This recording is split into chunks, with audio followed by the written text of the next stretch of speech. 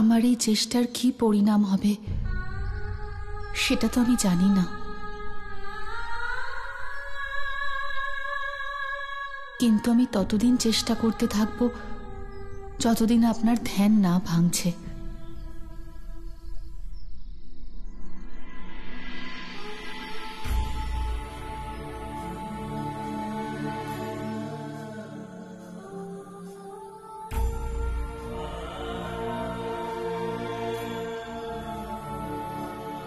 সন্তানের দুঃখ ভীষণ কষ্ট দেয় মনে। দুঃখে আপনজনদের সান্ত্বনাই তো একমাত্র সম্বল। আমাকে মেনকা দেবীর কাছে যেতেই হবে।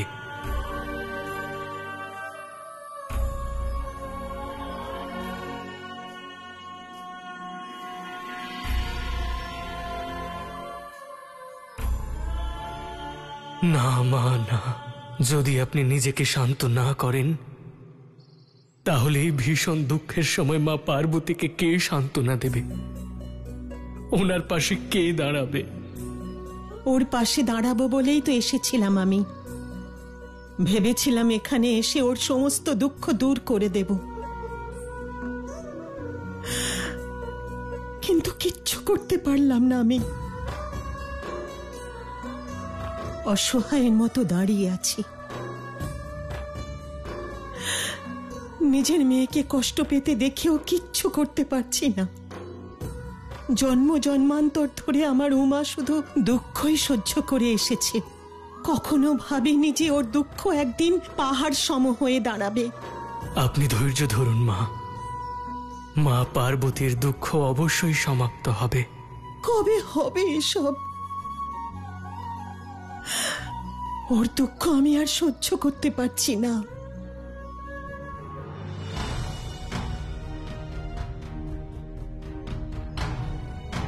এত দুঃখ শুধু তুমি আর দেবী পার্বতী নয়, আমিও পাচ্ছি সখী। শিশু ভোলানাথের সমাধিতে যাওয়ার দুঃখ আমার কাছেও অসহনীয় সখী। আমি জানি তুমি রেগে আছো, কিন্তু এই দুঃখের সময় এক সখী হওয়ার দরুন আমাকে সান্ত্বনাও দেবে না? আমি আমার ভুলের জন্য তোমার কাছে ক্ষমা চাইছি সখী।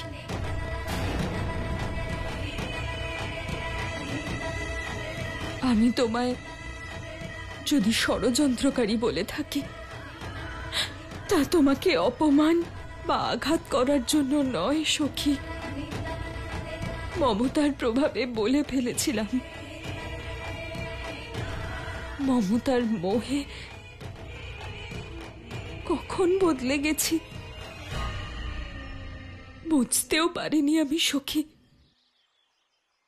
যে আমি তাকে দোষী বলছি যার কারণে আমার মনে শিবকে পুত্ররূপে লাভ করার ইচ্ছা জেগেছিল।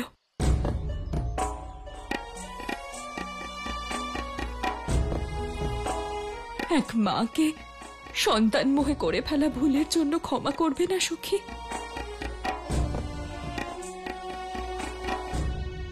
আর আমাকে কি ক্ষমা করবে?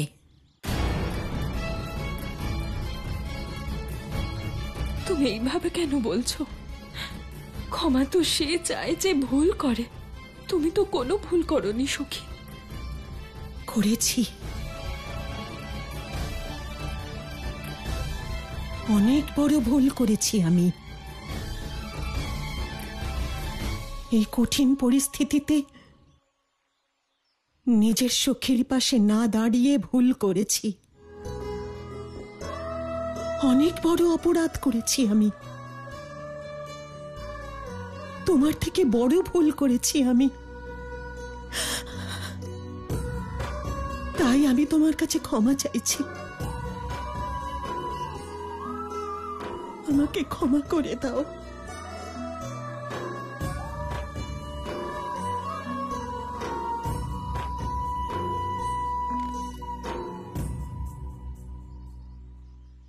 দুই সখীর এই মিলনের মুহূর্ত অপূর্ব। আজ এটা প্রমাণিত হলো যে দুই সখীর মধ্যে মতের অমিল হতে পারে, কিন্তু মনের অমিল নয়।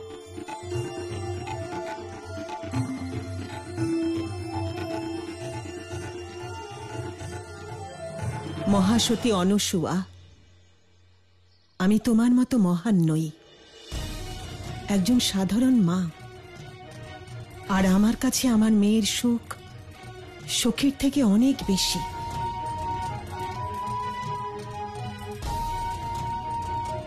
আমি শিশু ভোলানাথকে আমার মেয়ের কাছে ফিরিয়ে দেওয়ার জন্য যথাসম্ভব চেষ্টা করব।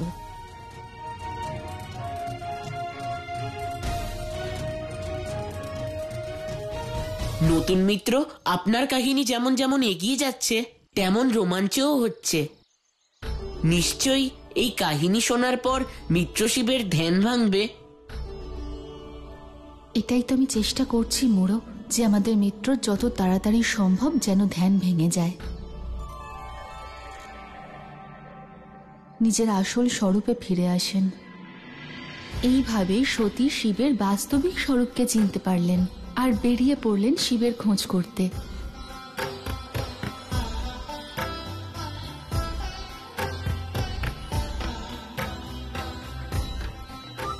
শিব, আপনাকে দেখার জন্য আমি কেন এতটা ব্যাকুল হয়ে উঠেছি, কেন বারবার ইচ্ছে হয় আপনাকে দেখার, আর আপনি দেখুন অন্ধকারে ছায়ার মতন বিলুপ্ত হয়ে রয়েছেন। আমি আপনাকে কাছ থেকে অনুভব করতে চাই শিব, সত্য আর ভ্রমের মধ্যে ব্যবধান মেটাতে চাই। একবার আসুন না আমার সামনে, আর আমার একটা প্রশ্নের উত্তর দিন। যেভাবে সেদিনের সেই স্পর্শের অনুভূতি আজও আমার মনের মধ্যে গেঁথে আছে, সেটা কি আপনার হৃদয়েও জীবিত রয়েছে? আসবেন না? আসুন না, একবার আসুন, একবার আসুন শিব, একবার আসুন, আসুন না শিব। হর হর মহাদেব, হর হর মহাদেব, হর হর মহাদেব, হর হর মহাদেব, হর হর মহাদেব, হর হর মহাদেব, হর হর মহাদেব, হর হর মহাদেব, হর হর মহাদেব, হর হর মহাদেব, হর হর মহাদেব, হর হর মহাদেব, হর হর মহাদেব, হর হর মহাদেব।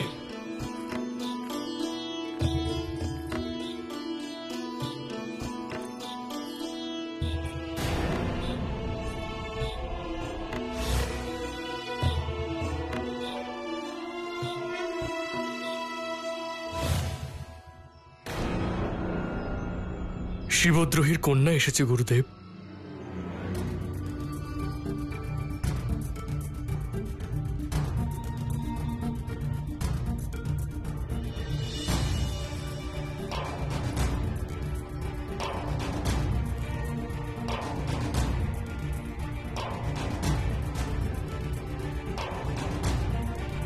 রাজকুমারী সতী, আপনি এখানে আমাদের আশ্রমে?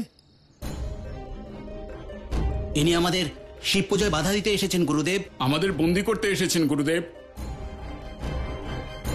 না শিষ্যগণ, ওনার মুখের অভিব্যক্তি দেখে মনে হচ্ছে উনি শিবদ্রোহী নন।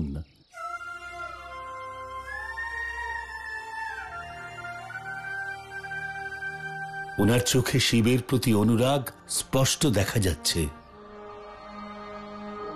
যার মনের মধ্যে শিব থাকেন তার চোখেও তা প্রকাশ পায়।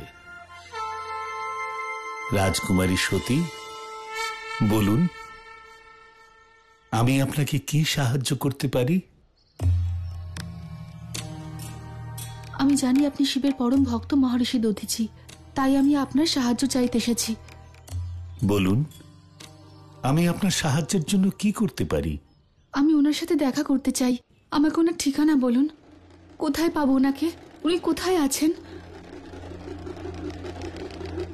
শিব তো সর্বব্যাপী, সর্বত্র। এই সংসারের সমস্ত কোণায় রয়েছেন, প্রত্যেকের মধ্যে, প্রত্যেকের মনে আছেন। কোনো একটিমাত্র স্থান বা কোনো জীবের মধ্যে নির্দিষ্ট নন। সে তো আমি জানি মহর্ষি দধিচি, তাই আমি ওনাকে যেখানে প্রথমবার দেখেছিলাম আমি সেখানেই গিয়েছিলাম, কিন্তু আমি ওনাকে ওখানে পাইনি, তাই তো আমি আপনার কাছে এসেছি। এটাই তো ওনার স্বভাব রাজকুমারী সতী, যে কোনো একটিমাত্র স্থানে স্থায়ী রূপে ওনাকে দেখা যায় না।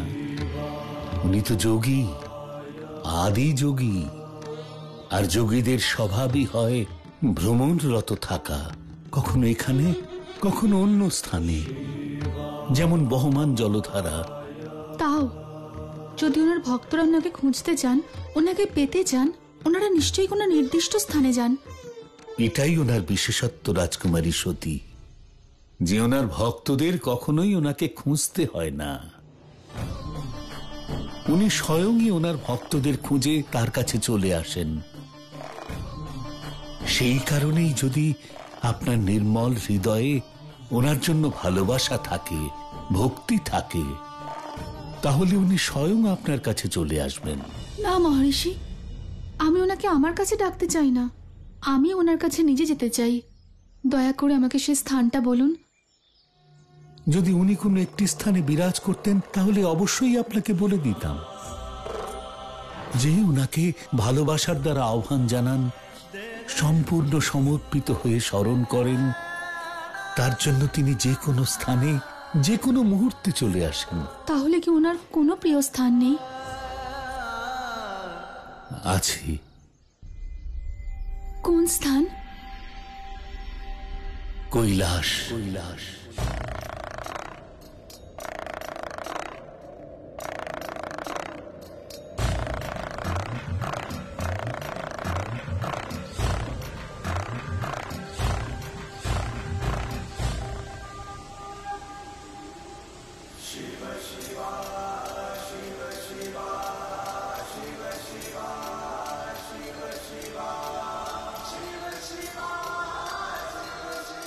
কৈলাস কোথায় সেই স্থান? হিমালয়ের শিখরে অবস্থিত কৈলাস।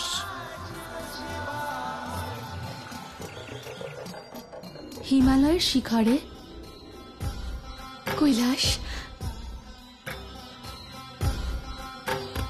ধন্যবাদ, আপনাকে অসংখ্য ধন্যবাদ মহর্ষি। আমি কৈলাসেই যাব, শিবকে খুঁজতে।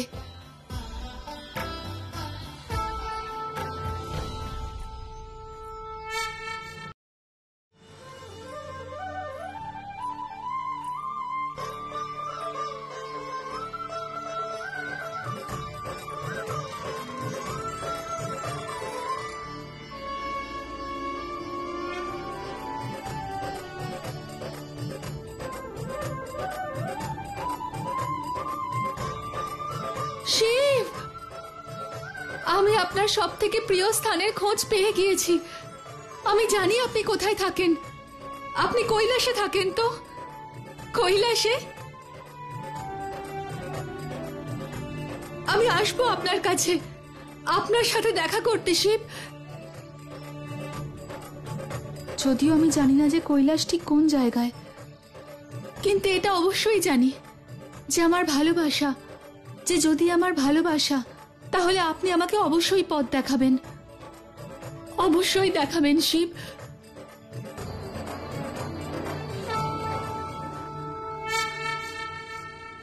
নতুন মিত্র, তারপরে কি হলো? ওখানে শুধু ওনার শরীর গিয়েছিল, ওনার আত্মা নয়। ওনার আত্মা ওখানেই কোথাও রয়ে গিয়েছিল।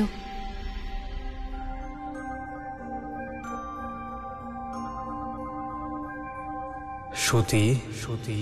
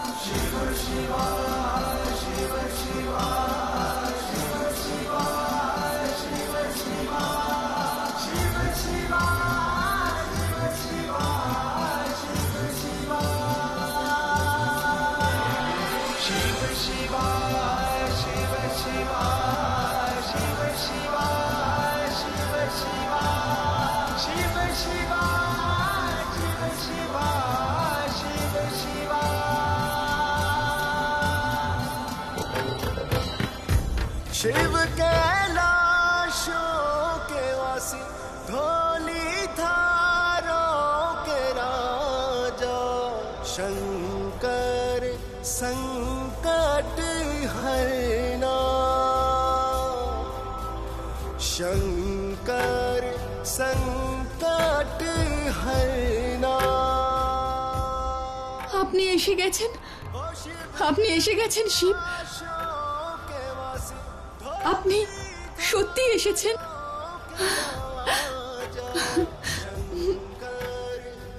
সত্যি তোমার ইচ্ছে ছিল আমার সাথে দেখা করার,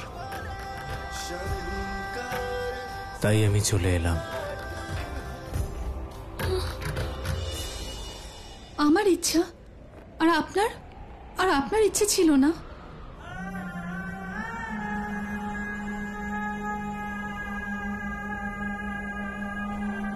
আপনার চোখে তো যন্ত্রণা কেন?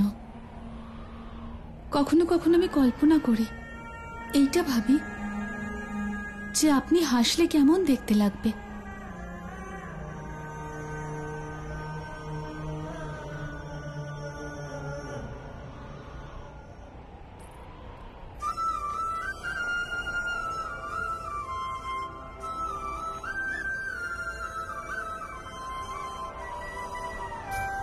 আমি আপনার সাথে আছি শিব, আমি আপনাকে বুঝতে পারি, আমি আপনাকে বরণ করেছি। আপনার যন্ত্রণাকে হাসিতে আমি বদলাবো।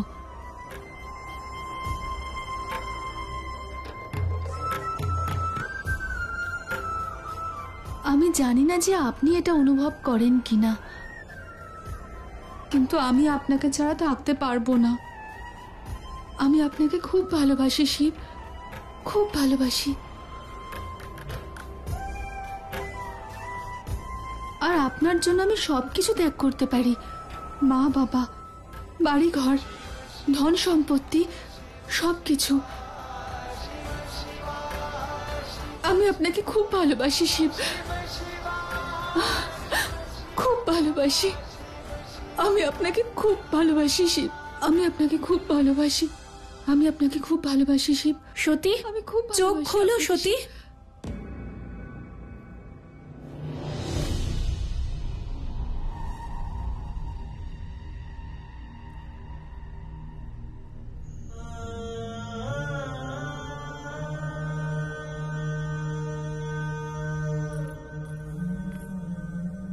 সতী,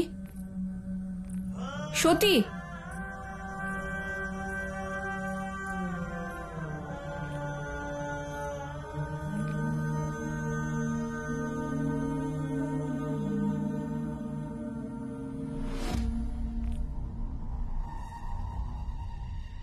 তুমি তোমার মনের কথা স্বপ্নের মধ্যে বলে দিয়েছো সতী। আমি সব কিছু শুনেছি।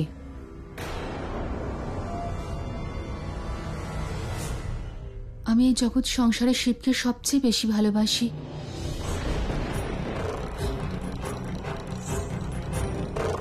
আমাদের থেকেও বেশি?